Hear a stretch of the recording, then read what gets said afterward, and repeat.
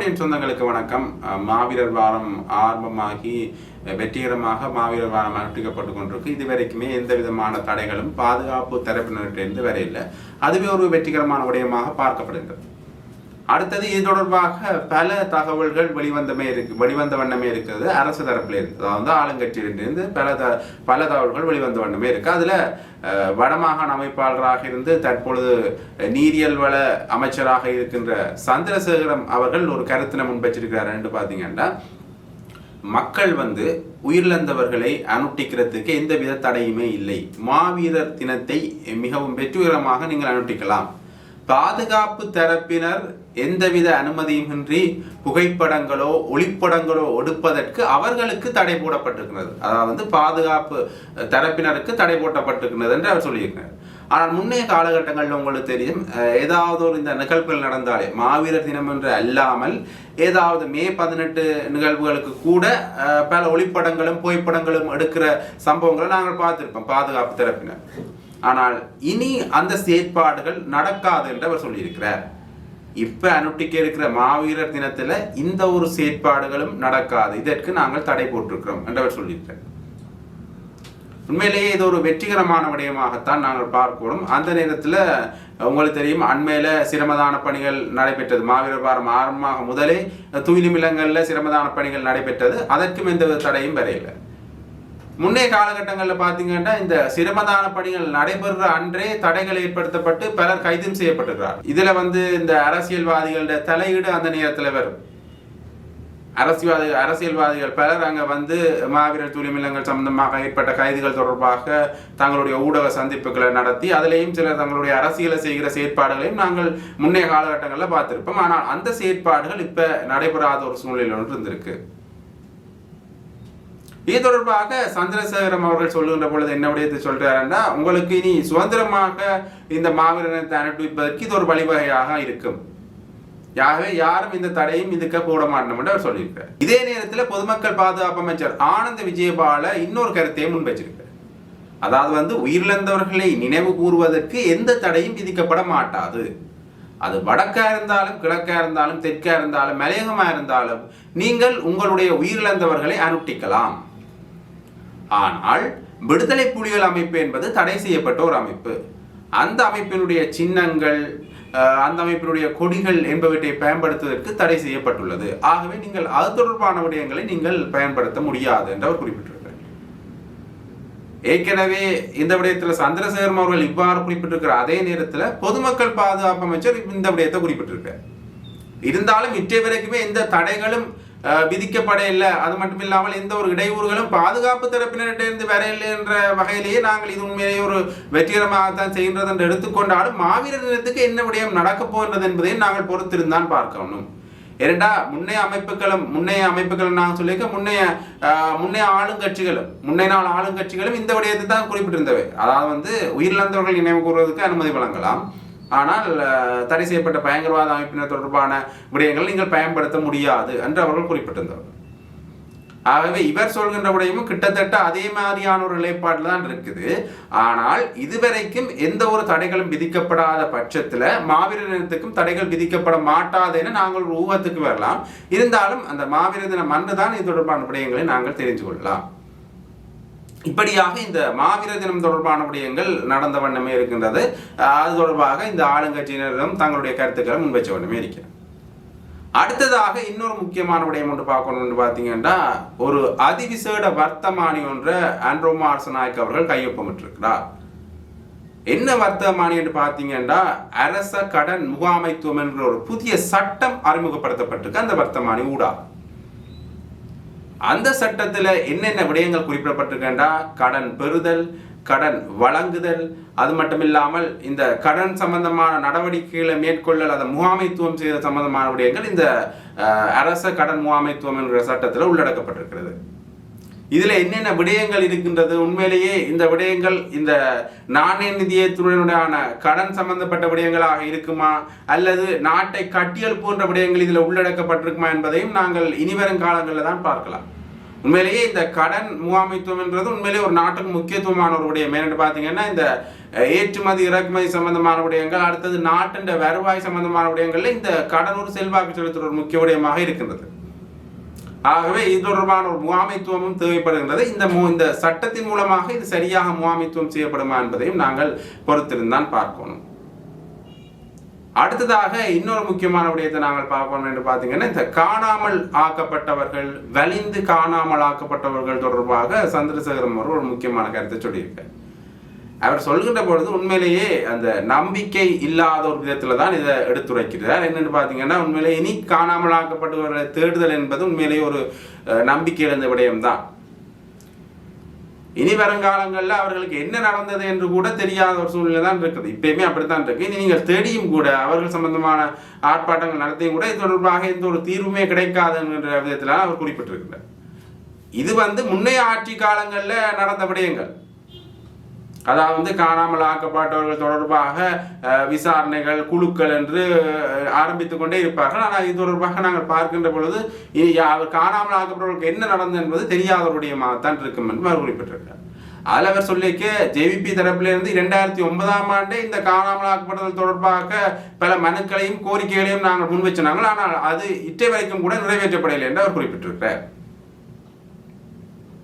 இப்படியாக இந்த காணாமல் ஆக்கப்படுதல், வலிந்து காணாமல் ஆக்கப்படுதல் தொடர்பாக அவர் தன்னுடைய கருத்துக்களை முன்வச்சிருக்கிறார். ஆனால் வருங்காலங்களில் கூட இந்த வலிந்து காணாமல் ஆக்கப்பட்டவருடைய போராட்டங்களுக்கு நடந்து கொண்டு தான் இருக்குமென்றதில் எந்த வித ஐயப்பாடுகளும் இல்லை. ஏனென்றால் ஒருவருடைய வெளியில் இருக்கிற காயங்களை நாங்கள் நீக்கலாம், ஆனால் உள ரீதியான காயங்கள், காணாமல் ஆக்கப்படுதல் என்பது உண்மையிலேயே ஒரு உள ரீதியான காயங்கள். ஒருவர் கொன்று விட்டார், இறந்து விட்டார் என்று தெரிஞ்சால் கூட அது சாதாரணமாக கடந்து போய்க்கூட வேண்டிய ஒரு விடயமாக இருக்கும். அடுத்தடுத்த காலப்பகுதியில் அது மறந்து போகக்கூடிய ஒரு விடயமாக இருக்கும். ஆனால் காணாமல் ஆக்கப்படுதல் என்பது அவருக்கு என்ன நடந்ததுன்னு தெரியாமல் அந்த சுமையை மனதில் தாங்கி கொண்டிருக்கிற ஒரு விடயத்தை இனிவரும் காலங்களையும் மக்கள் தங்களுடைய போராட்டங்கள் மூலமாகவும் ஆர்ப்பாட்டங்கள் மூலமாகவும் வெளிக்கொணர்வார் என்பதில் எவ்வித ஐயமும் இல்லை. அடுத்ததாக இன்னொரு முக்கியமான விடயம் என்று பார்க்கணும். ராஜித சேனாரத்ன அவர்கள் ஒரு கருத்தை முன்வச்சிருக்கிறார்.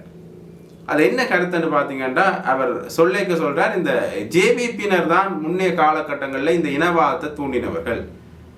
ஜேவிபியினர் இந்த இனவாதம் பற்றின கருத்துக்களை அதிகம் பேசாமல் இருந்திருந்தா இந்த நாட்டில் இரத்த ஆறு ஓடி இருக்காது. இப்ப அவர்கள் இந்த இனவாதத்தை நீக்குவோம், இனவாதம் இல்லாமல் ஒரு சமத்துவமான நாட்டை ஒன்றிணைப்போம் என்று அவர்கள் சொல்லிக் கொண்டிருக்கிறார்கள். இருந்தாலும் கூட அவர்கள் அந்த பாதையில சரியான முறையில் செல்வார்களாக இருந்தால் எந்த ஒரு நிபந்தனையும் இல்லாமல் நாங்கள் அவர்களுக்கு ஆதரவு தெரிவிப்போம் என்று ராஜித சேனாரத்ன அவர்கள் சொல்லியிருக்கிறார். அவங்களுக்கு தெரியும், ராஜித சேனாரத்ன அவர்கள் முதல் சையத் பிரேமதாஸ் ஐக்கிய மக்கள் சக்தி சார்பான ஒரு நிலைப்பாட்டை எடுத்து இப்ப இந்த தேர்தல் காலங்களில் ரணில் ஆதரவாளராக இருக்கும் ஒரு நபர். அடுத்ததாக இன்னொரு முக்கியமான விடயத்தை நாங்கள் பார்க்கணும் என்று பார்த்தீங்கன்னா, இந்த ரணில் விக்ரமசிங்கனுடைய கட்சி தொடர்பான பல பிளவுகள் வந்திருக்கு. அதாவது சிலிண்டர் கட்சிக்கும் தலைவர் ரவி கருணாநாயக்கும் இடையில முரண் வந்திருக்கு. ரணில் விக்ரமசிங்கவுக்கும் இந்த ரணில் விக்ரமசிங்க ஆதரவாளராக முன்னர் இந்த பலருக்கும் இடையில முரண் வந்திருக்கு. குறிப்பாக இந்த முரண் பிரதானமான விடயமாக பார்க்கிறது இந்த ரெண்டு பேருக்கு தான் நாங்கள் பார்க்கணும்.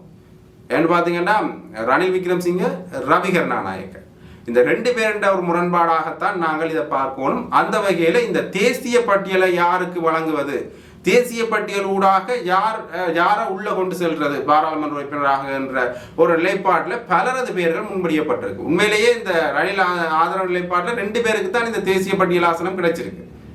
இருந்தாலும் அது தொடர்பான பல முரண்பாடுகளும் பல பெயர்களும் வெளிவந்த வண்ணமே இருக்கின்றது. முதலாவதாக ரணில் விக்ரமசிங்க ருவான் விஜயவர்தன மற்றும் சாகர் ரத்நாயக் அவர்களை பாராளுமன்ற உறுப்பினராக தேசிய பட்டியலூடாக தெரிவு செய்யலாம் என்ற நிலைப்பாட்டுக்கு வந்தார். அது தொடர்பாக அவர் கட்சியில் இருக்கிற ஷமிலா பெர்னாண்டோவை அவருடைய இல்லத்துக்கு அழைச்சி தொடர்பாக இந்த நிலைப்பாடு எடுக்கலாம் என்று சொன்ன இடத்துல ஷமிலா பெர்னாண்டோ அதற்கு ஆதரவு தெரிவிக்கல. உடனடியாக தன்னுடைய எதிர்ப்பை தெரிவித்து இதை ரவி கருணாநாயக்க அவர்களுக்கு அறிவிக்கிறார். ரவி கருணாநாயக்க அதுக்கு பிறகான காலகட்டத்தில் என்ன செய்கிறார் என்றால், அதுக்கு பிறகு ரவி கருணாநாயக்க இப்படியான ஒரு நிலைப்பாடு வருகின்ற பட்சத்தில் உடனடியாக தேசிய பட்டியலில் தனது பெயரை அறிவிக்குமாறு அவர் சொல்றார். அந்த வகையில் உங்களுக்கு அண்மை காலமாக தெரியும், இந்த ரவி கருணாநாயக் அவர்கள் தேசிய பட்டியலூடாக பாராளுமன்ற உறுப்பினராக வரப்போறார் என்கின்ற ஒரு விடயம் அண்மை காலமாக ஒரு பெரிய பேசுபொருளாகவே இருந்தது. அந்த வகையில் ரணிலுடைய திட்டம் என்று பார்த்தீங்கன்னா இந்த ருவான் விஜயவர்தன மற்றும் சால் ரத்நாயக்க என்ற தன்னுடைய நெருக்கமானவர்களை பாராளுமன்றத்துக்கு அனுப்பினா நாட்டில் குழப்பம் ஏற்படுகின்ற சந்தர்ப்பத்தில் அவர் ராஜினாமா செய்கின்ற பட்சத்தில் தான் உள்ள வரலாம் எங்களோட நிலைப்பாடுலாம் இருந்தது. அதற்கு பிறகான காலகட்டத்தில் காஞ்சன விஜயசேகர போன்ற பலருடைய பெயர்கள் அடிபட்டது. ஐக்கிய தேசிய கட்சியிலிருந்தும் பலருடைய பெயர்கள் அடிபட்டது. இறுதியாக இந்த தினேஷ் குணவர்த்தனமும் இந்த நிலைப்பாட்டில் உள்ளுக்கு வரலாம், ஏற்கனவே ரணில் ஆதரவாளராக இருக்க தினேஷ் குணவர்த்தனமும் இந்த நிலைப்பாட்டில் உள்ளுக்கு வரலாம் என்கின்ற ஒரு பெயரும் அடிபட்டு இந்த ஒரு பிசுபிசுத்து போன ஒரு விடயமாகவே இந்த தேசிய பட்டியல், ரணில் ஆதரவு தேசிய பட்டியல் என்றது ஒரு பிசுபிசுத்து போன விடயமாக, ஒரு நீண்ட நெட்டிய விடயமாகவே மாறி வருகின்றது. ஆகவே இது தொடர்பாக அவர்கள் என்ன முடிவெடுக்க போடுறாங்க இட்ட வரைக்குமே அறிவிக்கல. ஏண்டா இத்தனை கூட்டங்கள், அது மட்டும் இல்லாமல் இத்தனை தீர்மானங்கள், தனிப்பட்ட சந்திப்புகள் எல்லாம் நடந்திருக்கு இந்த ரணில் ஆதரவு கட்சிக்குள்ள. இருந்தாலும் கூட அவர்கள் எந்த ஒரு நிலைப்பாட்டையும் இது வரைக்குமே எடுக்கல. உண்மையிலேயே சமூக வலைத்தளங்கள்ல இப்ப வெளிவார செய்திகள் கூட ஒரு நம்பகத்தந்த செய்திகளாக நம்ப முடியாத ஒரு சூழ்நிலை இருக்கு. ஏனென்றா ஒரு கட்டத்தில் ரவி கருணாநாயக்க தேசிய பட்டியல் மூலமாக வருகிறார் என்கின்ற ஒரு பெயர் அடிபடும். அது பிறகு தினேஷ் குணவர்த்தன வர போகிறார், அது பிறகு ருவான் விஜயவர்தன என்று பல பேர்கள் அடிபட்ட வண்ணமே இருக்கின்றன. ஆனால் இது தொடர்பாக அந்த கட்சியினர் எந்த ஒரு முடிவையும் எடுக்கல. சிண்ட சின்னம் சார்பிலையும் ஐக்கிய தேசிய கட்சி சார்பிலையும் எந்த ஒரு முடிவையும் எடுக்கல. இனி வருங்காலங்களில் யாரை அனுப்ப போறார்கள் என்ற விடயத்தை நாங்கள் பொறுத்திருந்தான் பார்க்கணும். அடுத்த குறிப்பாக இந்த விடயம் தொடர்பாக பார்க்கும்போது நாங்கள் இன்னொரு விடயத்தையும் இதில் முன்னு கொண்டு வரோம் என்று பார்த்தீங்கன்னா, இந்த ரவி கருணாநாயக்க ரணில் விக்ரமசிங்க கூடான மோதல் இதுல ஆரம்பிச்சு இப்ப மத்திய வங்கி புனைமுறை வழக்குல நிக்குது. அதாவது ஏற்கனவே மத்திய வங்கி புனைமுறை வழக்குல உங்களுக்கு தெரியும் அர்ச்சுனா மகேந்திர, ரணில் விக்ரமசிங்க, ரவி கருணாநாயக்க போன்றவருடைய பெயர்கள் அடிபட்ட வண்ணமே இருந்தது. அதுல ரவி கருணாநாயக்க இப்ப ஒரு நிலைப்பாடு எடுத்திருக்காருன்னு பாத்தீங்கன்னா, இதுக்கும் எனக்கும் எந்த சம்பந்தமும் இல்லை.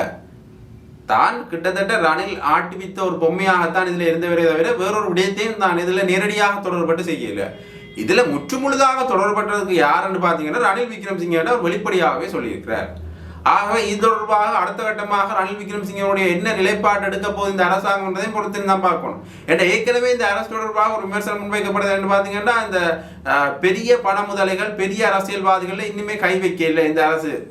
ஆக இனிவரும் காலங்களில் ரணில் விக்ரமசிங்கவுக்கு என்ன நடக்க போகுதுன்றதையும் பொறுத்திருந்தா பார்க்கணும். ஏற்கனவே ரணில் விக்ரமசிங்க ஒரு தேசிய பட்டியல் மூலமாக உள்ள ஒருவாட ராஜினாமா செஞ்சுட்டு தான் உள்ள வாரத்துக்கு மீண்டும் அரசியலில் ஈடுபடுறதுக்குரிய ஒரு அவா நிலையில தான் இருக்கிறார். அந்த ஆசையும் பலிக்குமா என்பதையும் நாங்கள் பொறுத்திருந்தான் பார்க்கணும். இது இவ்வாறாக இருக்க அடுத்த இன்னொரு முக்கியமான விடயம், வெளிநாட்டுக்கு செல்வதற்கான பயண தடை விதிக்கப்பட்டிருக்கு இலங்கையில 3 முக்கியஸ்தர்களுக்கு. அதுல ஒருவர் அரசியல்வாதியாகவும் ஒருவர் பாதுகாப்பு அதிகாரியாகவும் இருக்கின்றார். இன்னும் அவருடைய பெயர்கள் வெளிப்படையாக உத்தியோகபூர்வமாக வெளியிடப்படவில்லை.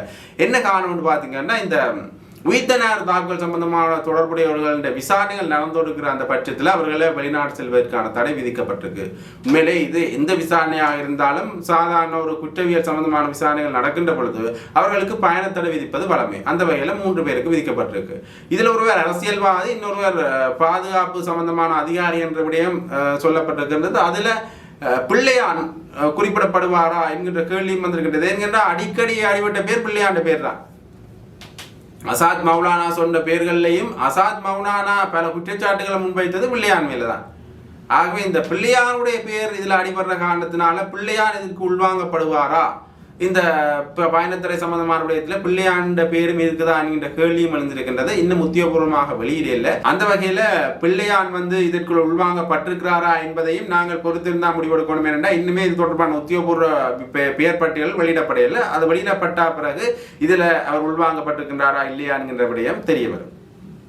அடுத்தாக இன்னொரு முக்கியமான விடயத்தை பார்க்கணும், அர்ச்சுனா சம்பந்தமான முறைப்பாடுகள். உங்களுக்கு தெரியும், ஏற்கனவே இந்த குற்றப்புலனாய்வு திணைக்களம் CIDல அர்ச்சுனா தொடர்பான பல முறைப்பாடுகள் முன்வைக்கப்பட்ட வண்ணமே இருந்தது.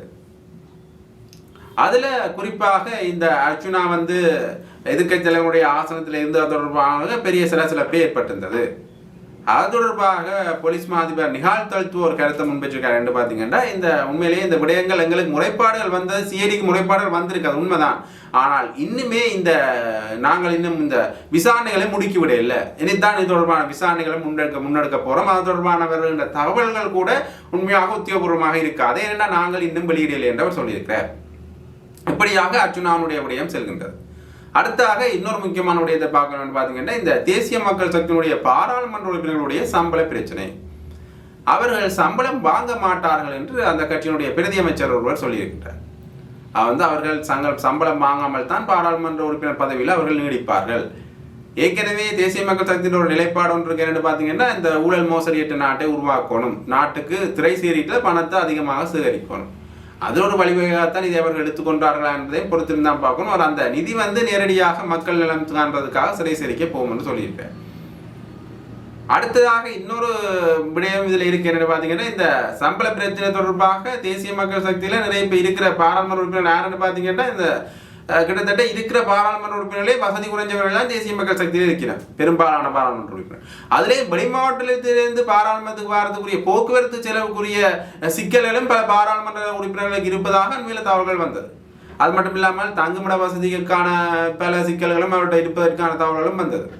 ஆகவே இந்த நிலைப்பாட்டை தேசிய மக்கள் சக்தி மீண்டும் பரிசீலனை செய்யுமா அல்லது சம்பளத்தை குறைச்சவர்களுக்கு கொடுக்குமா, என்ன மாதிரியான விடயம் என்பதை நாங்கள் பொறுத்திருந்தான் பார்க்கணும். ஆகவே உண்மையிலேயே இந்த அரசிலையும் சரி இந்த அரசாங்கத்திலையும் சரி நிறைய மாற்றங்கள் வந்த வண்ணமே இருக்கு. அந்த மாற்றங்களை தெரிஞ்சு கொள்றதுக்காக ஜெஃப்னா அப்படிங்கிற சேனலோட இணைஞ்சிருங்க. நன்றி, வணக்கம்.